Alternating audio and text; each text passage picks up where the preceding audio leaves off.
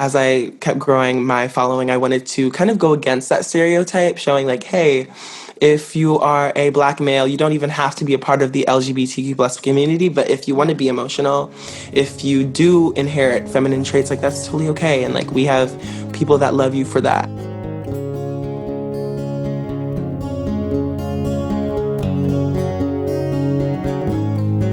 Hi everyone, and welcome back to Mind Wide Open, my mental health focused interview series. Today I am talking to my dear friend Sir Carter, who is a model and TikTok sensation. He speaks really beautifully to the use of social media as a tool for vulnerability, as well as talks about his experience with mental health as a gay Black man. Thank you so much for all of the love on this series so far, and I really hope that it continues to resonate with you. Thank you so much for tuning in. Hi, sir. How are you? Hey, Lily. I'm good. I've missed you. I miss you too. It's been way too long. So I've known you since we were like 17. Let's just start, tell me about your journey with social media for those who may not know.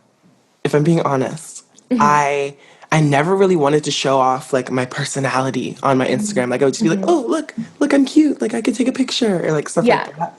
But right when I was given like an outlet to like share my stories or post funny videos, things that I find funny, things that I find important, that's when the following really started coming in. And the introduction of TikTok, which I think yesterday I just woke up in the middle of the night and I hit like 1.6 million. I was like, wait, Amazing. for me? Like, hey guys. And that translated to my Instagram. I remember when I was posting videos for like 3 of my followers, like, hey guys, so being gay. And it just honestly, like consistently just putting out things that are genuine. That's right when I really started to be my true self. That's when I saw people come in. So honestly, stay true to yourself, love yourself, find others to where you can connect with them. And that's how I kind of found my happiness.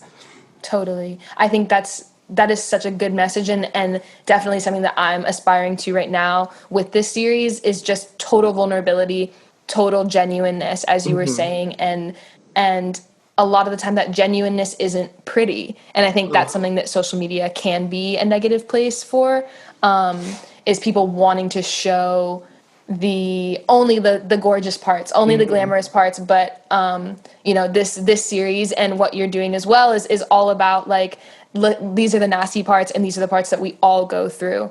I think my first video I posted, I was like, oh my God, being a gay athlete and kind of like how you have to prove yourself, da da da. And then a whole bunch, like within 24 hours, of people who are going through like the same thing, like gay athletes in all different types of sports were like, whoa, I feel the same way. Or I've had to go through the same thing. And honestly, that's when Sir the Star was born. And I just wanted to keep sharing things that I thought I was alone with like the rest of the world and get other people's opinion and let others know like they're not alone. Like I'm going through the same thing. Absolutely. Especially for me, being Black in the Black community, especially for men, being feminine is looked down upon.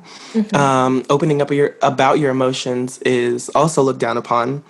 And I just wanted to, as I kept growing my following, I wanted to kind of go against that stereotype, showing like, hey, if you are a Black male, you don't even have to be a part of the LGBTQ plus community, but if you want to be emotional, if you do inherit feminine traits, like that's totally okay. And like we have people that love you for that. Really. That's beautiful. And I think such an indication that what you're doing is so important and so powerful. In that vein of being Black right now, something I think more and more people are waking up to in light of the surfacing of systematic oppression and structural supremacy is the fact that living as a member of any marginalized community in our society is a traumatic experience. Like that comes with trauma. 100. And also, I mean, statistically, like marginalized folks have far less access to mental health resources. How have you personally been taking care of your own mental health in what I can only imagine is a highly triggering time? Everything going on with the Black Lives Matter movement, living in this small town, there's a lot of opponents rather than proponents to the Black Lives Matter movement. And me being myself, somebody who is very outspoken, I I will speak my mind on these issues. I will not stop, no matter Mhm. what a lot of people have to say. And I actually have gotten a lot of hate. I'm not gonna Mm, lie, a lot of death threats just because of that. yeah. And I actually just got done speaking at a rally. I have this video of me speaking, Oh, and amazing. in the back, a whole bunch of people up on motorcycles decided that they wanted to, stop the peace with weapons. Oh my So God. we all just kind of sat down. We were all very peaceful Yeah. and we kept talking. I mean, there was nothing going on that was wrong, so we just kept Hmm. talking. We marched, and Hmm. that was the end of it. I mean, I definitely do get a lot of hate about kind of like my stances on how systematic oppression right now is in America. But Yeah. again, it's an issue. I have Yeah. a huge fan base. I have a huge following. I would like to think I have a little bit of influence. And Absolutely. if I can use that for the better and I can address these issues, I feel like that's the first place to start. How have you been taking care of yourself personally? Personally, like I feel like I needed to, for a week straight, I kind of unplugged. Yeah. I was like, there's a lot of things kind of being put out on social media. Mhm. And honestly, you just need to like look after yourself for a little bit, make sure that you're okay, unplug for a little bit, and definitely like get back into it once you feel mentally stable enough. And Sure. that's definitely what I did. We talked a little bit, you and I, about your experience with being suicidal and Hmm. experiencing suicidal ideation. Could you talk a little bit about what brought that about? What was your experience with that? For sure. I mean, that also tied in with isolation. I felt like nobody really understood. My parents are very, very, very accepting people, Hmm. but and I definitely could have told them way earlier. But I just felt like it was my own journey. I feel like it wasn't. I always had these like preconceived notions of what they could say, which is not something smart to do. If anyone's watching this, trying to come out, do not be in your brain because that is your worst enemy. Yeah. It was a really hard time. I was in a very, very dark area where I felt like I will never be as respected as my counterpart just because of my sexuality. I feel Wow. alone. As I grew up, as I made genuine connections, as I opened up about my true self to my family, to my friends, I did lose a lot of friends and family who just said they can't see eye to eye with me. Wow. But it honestly brought my family who loved, supported me throughout my entire journey, my friends who did the same. It honestly brought us a lot closer, and I'm really thankful for them. So if you guys are watching this, I love you. And I think one of the hardest parts that comes with that is, as you were saying, you don't know how people are going to react. You can't control other people's reactions, other people's opinions. But coming out on the other side of that So much better. makes a world of difference. I have a friend living with me right now who is a young gay black man, and we were talking about you and how I'm going to have you on the series, and he was saying like with his identity, he was like, it is so vital for young black LGBTQ folks to have somebody to look to, because he was recounting something similar to you, that there were so many Hmm. times in his life where he felt really alone. For sure. You are like one of the funniest fucking people I know, but you're also you're you are also like such a good storyteller. Is Thank there you. any stories you have about like your mental health, or times that you stood up to whoever, like a Karen, or Oh, we or love like a Karen. or people who were saying like didn't see eye to eye with you, or anything in that vein? Okay, we can go with short and sweet. So I'm shopping at Fred Meyer right next to my house, getting groceries because I'm cooking, I'm a chef or whatever. I notice like every aisle that I go down, like there's like the same woman like staring at me. And like I'll look at her, and right when she notices I'm looking, she'll like look away all quick. I'll go down another aisle, same thing. She like looks away, and I was like, you know what? My fan base on TikTok is usually 13 to 14-year-old girls, but maybe she's a fan.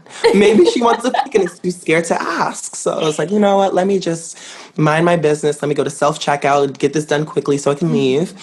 I'm at self checkout, and she's literally hovering. And Oh, I was like, oh, excuse me, ma'am. I was like, hi, how are you? And she was like, oh, I'm good. And I was like, I was like, is there a problem? Like, because you've been staring at me. I've noticed you for the past 30 minutes while I'm shopping, staring. Like, what's the issue? She was like, oh, I'm just like trying to make sure you're not stealing. And I was like, oh, I was like, me? Okay. I was like, okay. I go in my pocket. I bring out my Chanel bag. That was the first thing. Made sure to wave it around really quickly. She looked at me, and I feel like right when the Chanel bag came out, she was like, ooh, uh-oh, I done fucked up. So she I paid for my groceries. Homegirl was in the checkout right next to me. So I was like, here, paid for her groceries as well and left. Because How? I mean, I felt like in that moment, I had a choice.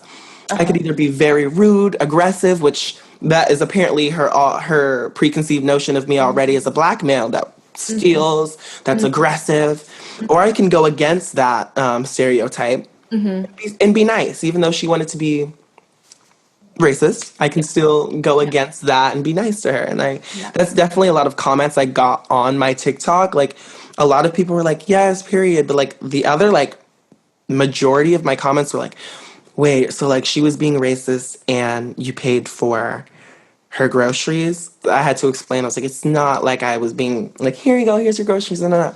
It was more of like a point.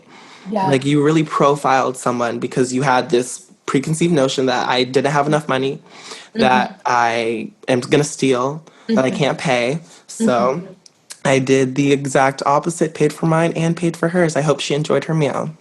I hope it was delicious. Chef Boyardee. Chef Boyardee, Gonna pay for your meal. if she would have said something else, I might have even had to cook for her. Like it might have had to go there, but it didn't.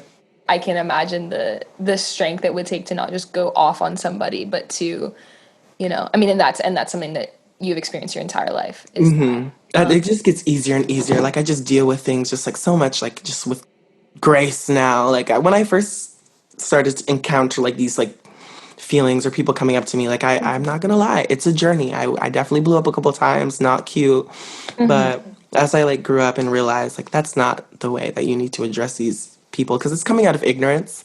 So instead of just blowing up and giving them another reason to hate on you or give them another reason to say like, hey, yeah, he is aggressive, da da da.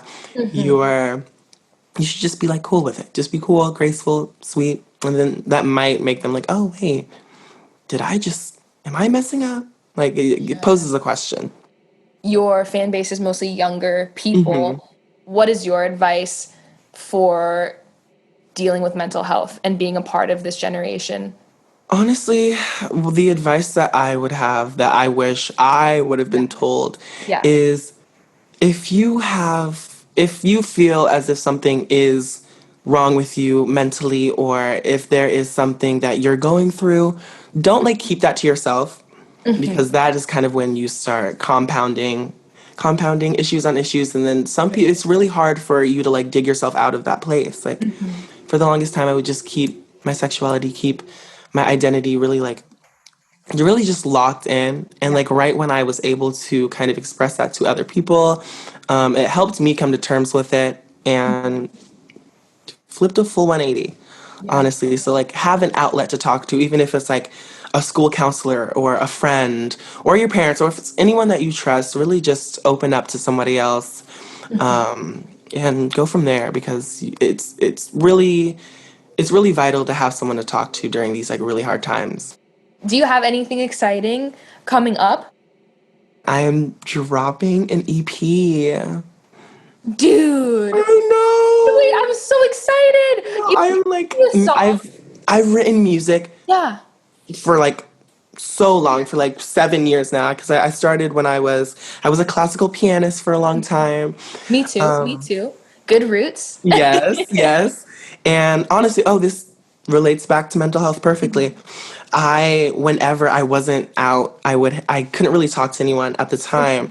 So I definitely had a little journal where I would just make a beat or play something on my piano and kind of like just write songs. And I was given the opportunity to kind of record, and I used a lot of things from my journal, and Cool. which, like, kind of like the before, before and after I came out, before and after I really started working on like my mental health. Mhm. So my EP is definitely coming out soon with all Thank of that in it, and you. I'm so excited. Oh, that's so exciting, sir. That makes me so happy. And Thank I you. mean, I'm of all people totally understand the impact that music can have on coming more into yourself For and sure. being vulnerable and finding Hmm. that outlet for creativity. So that is so exciting. I have been ending my interviews on the note of what's something that's bringing you hope right now. Honestly, what's bringing me hope right now is my followers, Yeah. people that resonate with me. Because I Mhm. mean, I'm not gonna lie, I'm still working on my mental health. I'm not somebody to look to like that's the perfect mental health. That is what I need. Yeah. No, that is not Yeah. what it is. It's a process. It really is Yeah. a process. I Yeah. definitely find myself with ice cream crying at night. Yeah. Oh, but it's gotten a lot better. And honestly, my followers seeing how I make their day, seeing Mhm. how I've helped someone come out. That is like I just got one of those DMs, literally cried. Mhm. Like your Oh. advice, everything that you say, everything that you do, it's giving me the confidence to come out. And honestly, just hearing their stories and seeing how much growth because that like they go through. Because I have conversations on Yeah. conversations in my DMs with just people that really need help and like seeing them months later like sir I did it, sir I came out, sir I asked them out. Like Wow. it's honestly really like it's heartwarming. Yeah, So that's definitely amazing. them, all my stars out there, it's them. That's beautiful. And I'm sure, when I was younger and struggling with my mental health, like that's somebody that I would have so appreciated. And part of why I'm wanting to have public figures on this series is for other people to see, like, here's this person I really admire and they struggle with the exact same things I do. Exactly. So that's so incredible that you have become one of those people. I Thank you. love that. It's And I mean, I never insane. had a doubt. You're Sir the Star. You Thank always you. have been. You Oh always my have been. god. Thank you so much for being here, sir. You are such a joy. You're such a light, Thank and you. such an inspiration to me and so many people. So it just makes me so happy that you could be here. Thank you. No, of course, anytime. I love seeing you. I love talking about actual issues going on, so anytime.